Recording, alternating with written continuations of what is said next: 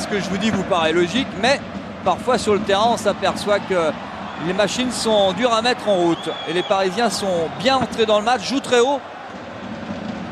Ils ont investi le camp de Montpellier depuis 5 minutes 50 que l'on joue. Yepes qui demande très souvent à son bloc de remonter.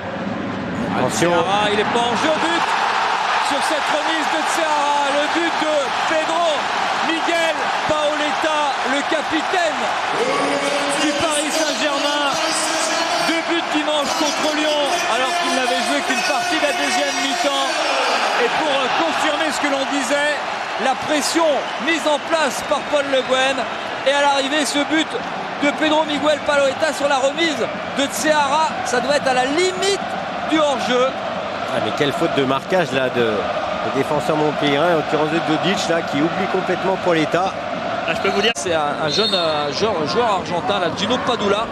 C'est pas un jeune, il a 31 ans, qui arrive d'Angleterre. Ça va lui profiter, enfin, manière à un de ses camarades.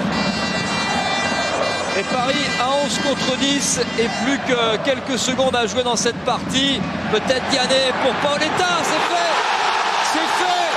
Pedro Miguel Paoletta est entré dans la légende du Paris Saint-Germain.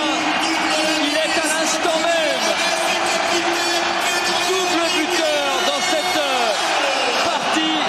Il est surtout désormais l'homme qui a le plus marqué de buts sous le maillot du Paris Saint-Germain. Et bien vous vivez sur France 4 tout simplement un moment historique du football parisien.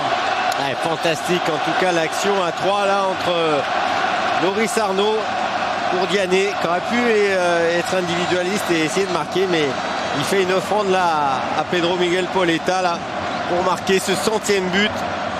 Voilà cette action à 3 là, Arnaud, Diané, Paoletta. Voilà, superbe.